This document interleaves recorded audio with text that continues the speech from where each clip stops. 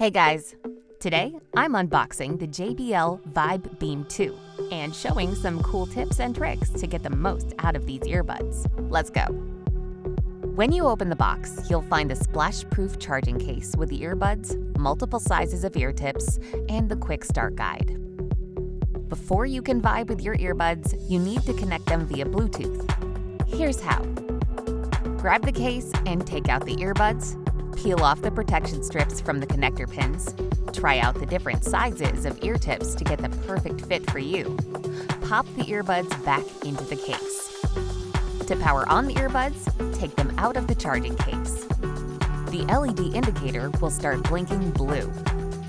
Grab your phone and connect via Bluetooth. Using Android? Add the earbuds to your Google account to use the fast pair function on all your other Android devices. To connect the JBL Vibe Beam 2 to multiple devices, tap the earbud once, then hold for 5 seconds. You can now pair the earbuds to the second device.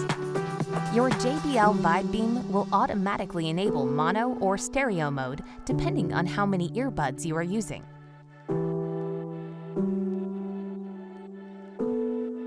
Do you want to control the volume, switch songs, or pick up calls? Use the easy gestures on your earbuds. For all the gestures, check the Quick Start Guide, or enable advanced controls by using the JBL Headphones app. Do more with the app. Download the JBL Headphones app via the QR code in the Quick Start Guide. Connect your earbuds to your phone. Open the app and control ambient sound, tweak gestures, or customize the equalizer. Did you know your JBL Vibe Beam 2 earbuds are IP54 water and dust resistant, so you can use them in light rainy conditions?